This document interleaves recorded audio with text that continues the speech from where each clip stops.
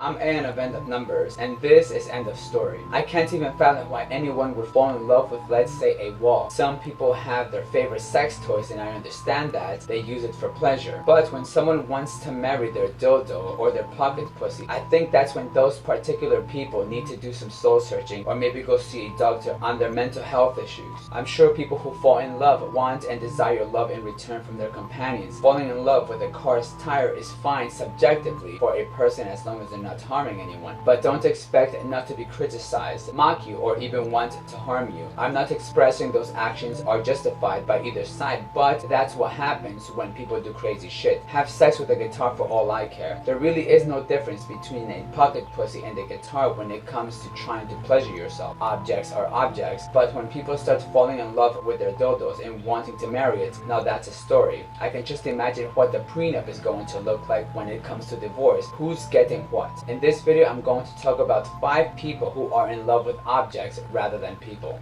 Number 5. One of the first cases of object sexuality to be known is of that Ija Rita from Sweden, who in fact coined the term objectum sexual for her unconventional orientation. In 1979, she married the Berlin Wall. It wasn't a legal marriage, but she still changed her name to Berliner Mauer, which means Berlin Wall in German. When the wall was torn down in 1989, Rita was horrified, saying, "They mutilated my husband." She is now known to have fallen in love with a red fence. Number 4.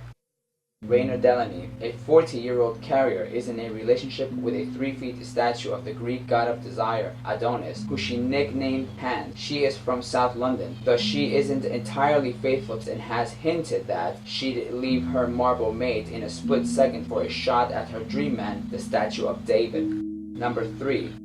Edward Smith, who is from the United States, has expressed his love for his Volkswagen Beetle, who he named Vanilla, though he admits having relationships with many vehicles. This Washington resident has admitted that though his most intense sexual experiences was making love to a helicopter from the 80s TV series Airwolf, his major love is and always will be cars. Number 2. Amanda Whitaker. Lead shop assistant Amanda, age 27, has fallen for the Statue of Liberty, or Libby as it is known to her. Apparently, she's so greatly fascinated that she even dumped a drum set that she was dating to devote the entirety of her life to the iconic statue. Number 1.